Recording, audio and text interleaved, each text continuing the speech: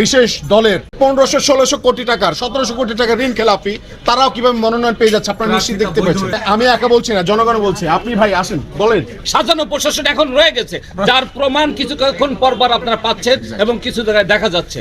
আল্লাহ দেখছেন, এটা আমার কথা না, এটা জনগণের কথা। জি, আমি একজন প্রার্থী। লেভেল প্লেইং ফিল্ড এখন পর্যন্ত তৈরি করা যায়নি আলহামদুলিল্লাহ। এখন পর্যন্ত ওরকম অসুবিধা কেউ তৈরি করছে না। তবে যদি সারা বাংলাদেশের চিত্র যদি আমরা বলি, যারা হচ্ছে প্রার্থিতা করছে বা প্রতিনিধিত্ব করতে এসেছে জনগণের হয়ে, তাদের দৃশ্যপট যদি একটু ভেবে বলি তাহলে বলা যায় যে আসলে লেভেল প্লেইং ফিল্ড এখন পর্যন্ত তৈরি করা যায়নি।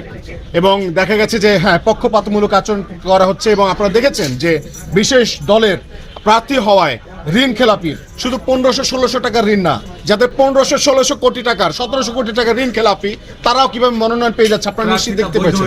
তাদের প্রার্থিতা বৈধ হচ্ছে বা শুধুমাত্র অবৈধ ঘোষণা করছিল তাসনিম যারা আপুদের মতো, যারা হচ্ছে মানুষের জন্য কথা বলতে চায়, তাদের হচ্ছে মনোনয়ন কিভাবে বাতিল করা হচ্ছে প্রশাসনের আইন দেখিয়ে, আপনারা সেটাও দেখতে পেয়েছেন। তো আমরা যেটা দেখতে পাচ্ছি আর কি, আমাদের চোখে যেটা আসছে সেটা মনে হচ্ছে যে হয়তো একটা প্রচেষ্টা চালাবে জুলুমবাজেরা, যারা জুলুম করতে চায় ফ্যাসিস্টদের সহযোগিতা নিয়ে, তারা একটা হয়তো বা প্রশাসনের ফ্যাসিস্টটা তো এখনো যায় না। এক্স্যাক্টলি, প্রশাসনের ফ্যাসিস্টটা যায়নি।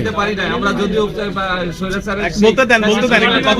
তারা মানে আমি একা বলছি না, জনগণ বলছে। আপনি ভাই আসেন বলেন, আপনাদের যে কথা সেগুলো বলা শুরু করেন। আমরা তো আসলে ফ্যাসিস্টদেরকে সরাইছি, শুধুমাত্র শেখ হাসিনা চলে গেছে, কিন্তু প্রশাসনের থেকে তো সব ফ্যাসিস্টদের নেতা, প্রশাসন তো সেই ফ্যাসিস্টের সাজানো প্রশাসন এখন রয়ে গেছে, যার প্রমাণ কিছুক্ষণ পর আপনারা পাচ্ছেন এবং কিছু জায়গায় দেখা যাচ্ছে। আল্লাহ দেখছেন, এটা আমার কথা না, এটা জনগণের কথা। জি, আমি একজন প্রার্থী। এটা জনগণের কথা। উনি কিন্তু প্রার্থী ভাই, উনি সাধারণ মানুষ না। রনি ভাই, এই যে প্রার্থী কি সাধারণ মানুষ না ভাই? আমরা প্রার্থীদের বলতে চাচ্ছি, আমরা প্রার্থীদের প্রতিনিধিত্ব করতে চাই। এদেশের নাগরিক।